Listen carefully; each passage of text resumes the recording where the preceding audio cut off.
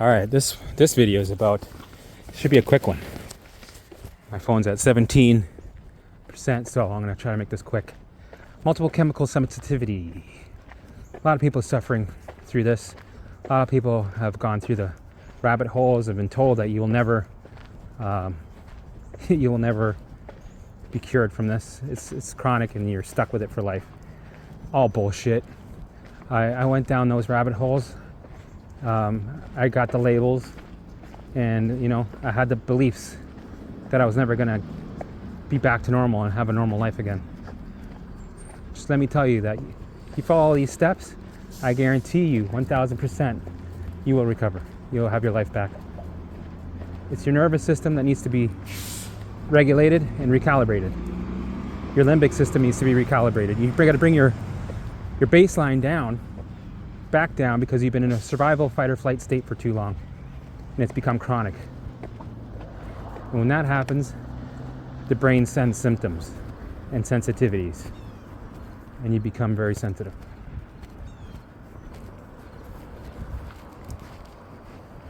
So my journey, I was lucky. I was able to rewire and recalibrate my symptoms to be gone very quickly.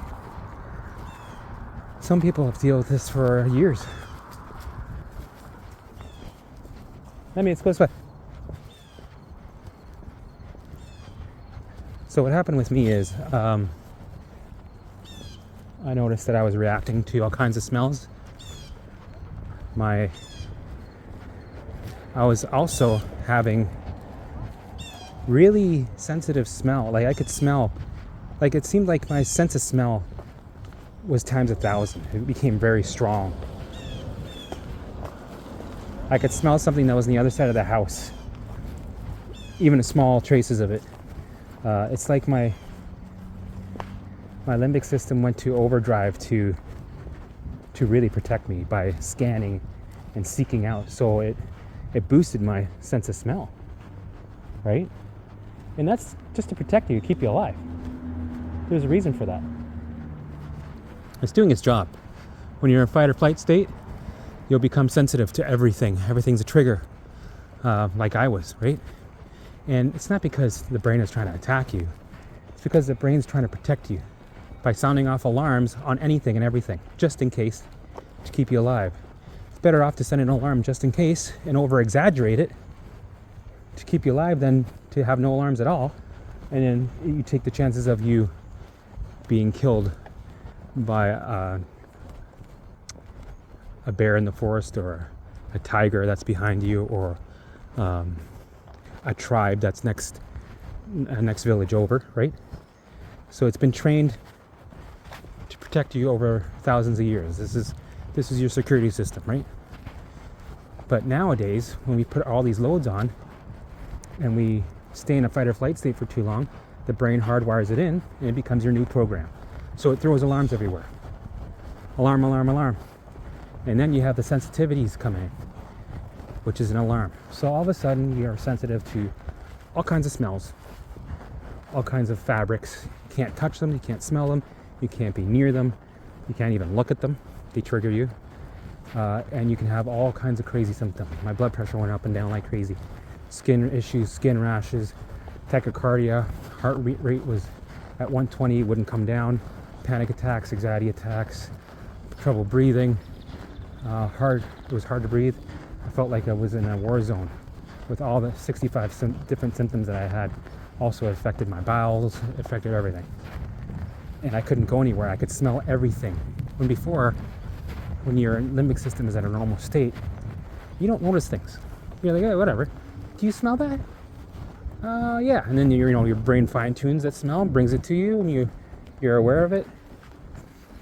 Then you can think about it without being in a fight or flight state. There's a difference. But when you're in a fight or flight state, everything's fine tuned. Everything's a trigger. Everything's an alarm, right? It's like you're in a war. You have to be careful. Everybody's an enemy. So what did I do? Well, I used the DNRS method, which was I used to do rounds, right? So what I did is I would trigger a smell, I would do a round, and then I would move on with my day. I did that a couple times a day, and then within total distance 4.83 kilometers. Total time 2 hours 29 minutes and 52 seconds. And split pace 15 minutes 29 seconds per kilometer. Nice. Okay. So within 3 or 4 days, I was recovered from that. It worked pretty quick. I would say healing from multiple chemical sensitivity was the fastest for me. Number one, because I've learned how to do it. I learned the methods. Most people never learn it. They never find out about it. They're not even aware of it, that it exists. So they're stuck in their loops for years to come, right? And there's actually no difference because somebody healed within 3 months compared to somebody that was chronically ill with this for 20 years. No difference. It's all about the proper information and the proper methods that fix you, right? By recalibrating. That's it. Okay, so I'm gonna pause this. All right, we got Dolly today. My phone was on 17%, so I had to charge it for a bit. So let's finish the second half of how I recovered from multiple chemical sensitivity and what method I used and how I would do it different with my methods. So I used a DNRS program version to heal from chemical sensitivity, multiple chemical sensitivity. And the way they do it is you trigger yourself to the smell, and then you go right into a round, and then you engage in something else, right? You go back to whatever you're doing, I don't know, whatever it was, and then you do that, you repeat that a couple times throughout the day until you finally notice that the symptoms are gone and it doesn't affect you anymore. That smell or whatever it is. So with them, a round is doing a visual, right? If you look under my video about visuals and rounds are pretty much very similar. There we go. Every dog under the sun is going to be going for a walk. This one's going to bark probably. Yep.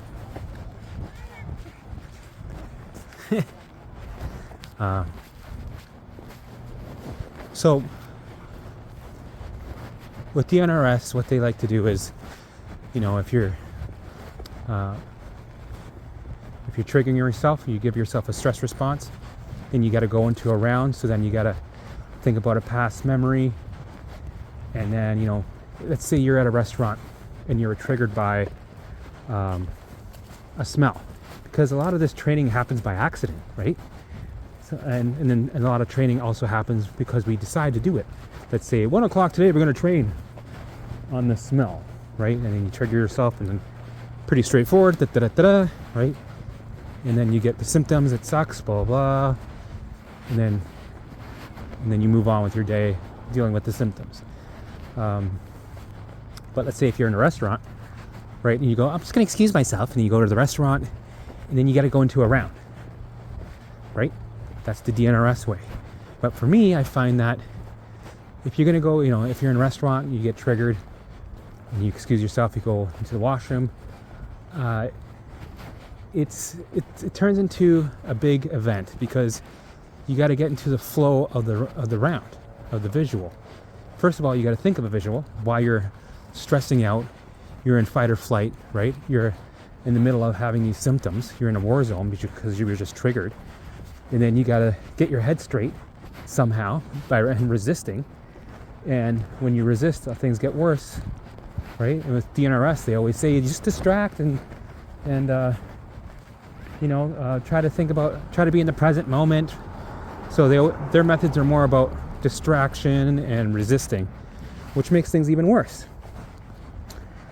And going into a round, so then you got to think of a round, you got to think of a subject, then you got to sit there and get into the flow of the subject, which could take you 15 minutes just to get into it, because don't forget, you're fully triggered, you're panicking, And then you got to get into a zone and pick a subject, get into it, and then get into a flow of that round, right? That could take a half an hour. And that's not being very realistic in the real life. Going and using your rounds every day when you're out in life to try to train. Where my method works better, it works faster, and it works anywhere, and also when you're doing it during your training, which is using exposure. So you do your visuals only when it's time to do your visuals for 1 hour a day. That's it. You don't do your visuals anymore. You put it away till the next day. That's what I like. You just do your visuals once a day for that 1 hour. That's it. Close up shop, not till the next day, done. Now, when you do exposure happens all the time.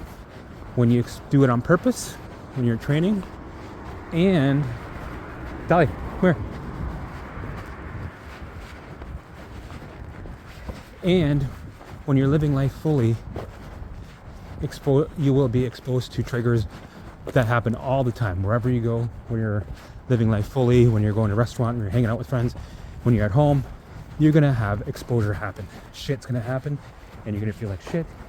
You're gonna feel horrible everywhere you go. That's right, you get back to living life fully, and you're in a war zone wherever you go. That's your exposure, right? And the difference between going into a visual or a round, like DNRS likes to say, and just using exposure is instant. The message is the same, because you don't have to fumble around or fuck around and try to look for a fucking a topic or a memory to get into the flow of a round. Because what a round does technically is it puts you into a calming dose situation, right? Where your baseline starts to lower and you're in dose, and it changes the association to something that's perceived as dangerous, right? When you're perceiving something that's dangerous, you go into a round, something that puts you in dose, something that's calming and beautiful, and it tells the brain, hey, we're safe, right? That's what the point of the round is when you're training. It's to tell the brain that we're safe, so it changes the program. Hey, Dolly. Hey, come on. That's it. That's all it's there for. When you're doing your training and you use a round, if you're out in a restaurant, all it is to calm your limbic system down, bring the baseline down, and to change the association to a new program that says you're safe. Okay, so we understand that. That's it. Okay, well, my method is, it works faster. You don't have to fuck around, try to look for a topic. You just allow the alarms to be there. You let them go crazy. Let them go wild. You ask for more. You sit through the fear. You don't get asked to get excused to go to the washroom. You don't. No, you sit there and you enjoy it. You invite it in. You ask for more. You keep eating. Yeah, you're in fear. Yeah, you're sitting in the fear. Yeah, it sucks. Yeah, you're shaking. Yeah, you're in a war zone. But the exposure takes care of everything. Because when you're sitting in the exposure of the trigger or whatever that's happening, and you sit there and you allow it, you're taking away the resistance. You're taking away the inner battle. The alarms are acknowledged, right? And then you're changing the program, because you're still sitting there enjoying the meal with your family and your friends, right? With your family and your friends, and you're embracing it, asking for more. So you're changing the association. You're changing the program to safe. And you're doing it instantly, right? And you're feeling discomfort on purposely, because you have to feel uncomfortable. You go towards the uncomfortableness. You get discomfortable, right? That buzzword, get discomfortable. Get uncomfortable as much as possible, because that's where healing is. And then after you've acknowledged the alarms, you expose yourself to the trigger, if it was by accident or on purpose, then you engage. You go back to engaging in the conversation, or how good the food is, or whatever it is. And that alarm will still be bugging you. It'll still be going, hey, excuse me, we're supposed to be freaking out right now. It's on your shoulder, tapping you. You know what? Allow it. Acknowledge it in your mind. Go, you know what? Come with me here. We're going to go to the bar. We're going to grab a drink. Why don't you come with me? Bring it along with you. It's your buddy. This is where I gave a name to my limbic system. I called it Limby. And I embraced it. I showed it love while I was reprogramming it. And I would thank it. I'd go, thank you for trying to protect me. I understand. Thank you very much. But you know what? Come with me. I've acknowledged the alarms. But guess what? The perceived danger that you're seeing is not real. We're actually safe. So don't worry. Trust me. But you can go ahead and freak out. I want you to freak out, actually. But just know that we're safe. And then with your actions, your attitude, with you not ruminating, trying to figure it out, trying to fix it, surviving or white knuckling through the process, right? Reprograms that alarm. And eventually, when you keep going out to restaurants or keep going in front of the triggering yourself through the chemicals when you're training, or if you're just out somewhere and you smell a chemical, the more you do that, it goes from a 10 to a 7 to a 3 to a 1, back to a 7 to a 3 to a 1. Boom. That chemical is indifferent to the brain. It's normalized, and that alarm is turned off. It'll spike a couple of times just to make sure you want that new program. But in general, that alarm is turned off. It might go on and again, off, on, off, on, off. But eventually it'll stay off. And then you gain confidence, trust, and you get motivated because you're starting to see a pattern. You're starting to see, oh shit, this works. Oh shit, that worked, that didn't work. What I did there, oh, I made a mistake. Oh, I resisted, or I freaked out. Oh, I confused the brain when I was freaking out there. Okay, I'm getting this. You fine tune, right? You gain leverage.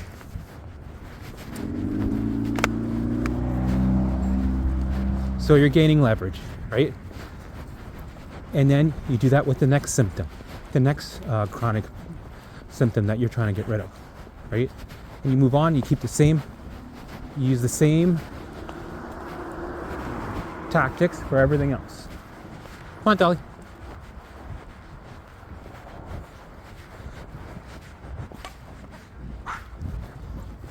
So, for example, why is it always the small dogs that are the bitches? Fuck, I got every car driving by me. That's awesome. Anyway, so no matter what symptom arises, embrace it, run towards it, ask for more. Words to live by, ask for more. We want to take away the resistance. When you take away the resistance, you take away the battle, the fight. When you stop surviving, white knuckling through the exposure, and you embrace it and love it, it changes the program, the alarm gets turned off. Whoop. So, with what I know now, with my methods, let's go over it again. Let's say I have a mass of multiple chemical sensitivity. I'm reacting into everything. I'm freaking out. Right? I see the bag of lavender in the washroom. It's driving me nuts. I can smell it from outside already. What do? Okay? Well, you train on it. Right? You've worked on your baseline. You've done all the 5 key elements of recovery. You've watched the videos and you've been practicing that. Your baseline's been dropping a bit. And you're ready to test yourself. You know what you tell yourself? You know what? The chemical sensitivity isn't as bad as digestive sensitivity that I have, right? Sure, I get some digestive issues while I'm training or being triggered by chemicals, but it's not as bad. You know what? I can push myself a little harder. So you do. You start doing the exposure. You bring a handful of lavender, you put it near you, and you just put it near you, and you smell it for a little bit from this distance, or just seeing it alone. Just seeing it by itself is enough to trigger you, right? Or if that's too much for you, just use it as a thought. Think to yourself, okay, I'm gonna think about this lavender. Oh, that's fucking trigger me already. I'm already at a 7. I can feel it. Oh, fuck. I'm starting to shake a little bit. I'm getting some symptoms here. Oh, I'm in fight or flight. Okay, now you can start from there. Allow symptoms to be. Allow the thoughts and the alarms to ring wild. Let them go wild. And then when you've done that for a couple of weeks or a couple of days, you know, it's up to you. You know how far you can push yourself. Me, I would do a couple times a day, trigger myself. And then I go, okay, that's enough. You know what? I'm going to push it. So I get a handful of this stuff, hold it, and it's going to feel like it's burning your hand. You can smell it, and your brain's going wild. It's going, oh, fuck, that's going to drive you nuts. Oh, fuck, are you crazy? Oh, fuck, we're going to have to deal with flares for the next couple of weeks. Oh, great. Well, look what you did. Allow them, go, yeah, look what I did. I hope I have a flare. And agree with all the what-if thoughts. See, this is mostly a mental thing than really a physical thing. When you get a hold of your mental things, you're able to rewire and change the program, and the body just follows. So go, just agree with the alarms, with the what-if thoughts. Agree with them. Go, yeah, and sit through the fear. You're gonna feel like shit. You need to feel like shit, or else you won't recover, or it'll just be a coping mechanism. You don't want that. You want to recover. You want to be free. You want to be fucking cured. So, allow it. Sit in the fear. Ask for more symptoms. Ask for your brain to freak out more. Come on, you can do better than that. Come on, my heart rate should be at 130. Fuck, come on, bring it up. Bring it up 10 notches. Is that all you got? Come on. Right? And then you have a session for 10 minutes. That's enough. You know what? Go back 3 hours later. Do it all again. Do it all again. Go through the whole spiel again. And then go back and engage. Every time you're done doing an exposure, go and engage in something. You cut the grass, even if you're shaking, even if your brain is still fixated on that danger. Cut the grass. Start doing the dishes. But don't ignore, don't distract. Allow those alarms to ring wild, and bring them with you when you go to do the dishes. Bring them with you when you go cut the lawn, right? And then around a couple hours later, do it again. Do it again and again. That's what I would do, again and again. Then take a break. And you take a break from that, do it again the next day, and again and again. You're gonna notice that you're not at a 10. Guaranteed you're not at a 10. You're at a 7. Actually, I would have been at a 4, believe it or not. Already, it moved fast with me because I did the methods correctly. I didn't survive. I sent the proper messages. Right? So then, the third day of me doing this, I was fully cleared. Chemicals did not bug me anymore. Smells did not bug me anymore. I wasn't too sensitive to the smells. It was normal again. I recalibrated it and I changed it to how I wanted it. Throughout the weeks coming after that, I had spikes, a couple of them. And after that, didn't have a problem again until later on in my recovery, probably a year later. Then I had a spike come out of nowhere and I was like, whoa, what a pleasant surprise. Why am I getting these old symptoms coming back? And that would fuck with me for a couple of days. And then it, of course, went away again. So that's what I did. That's what I would do. Sorry. That's what I would do differently this time. And it would be a lot quicker. So the first, when I went through it, I did the DNRS method, right? Which did work. It worked. But my method is quicker, to the point, and it's just more efficient.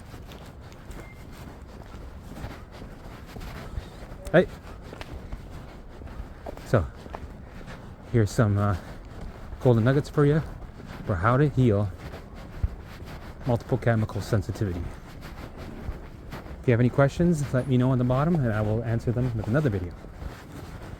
And if I remember anything that I've forgotten, I'll make another video about it.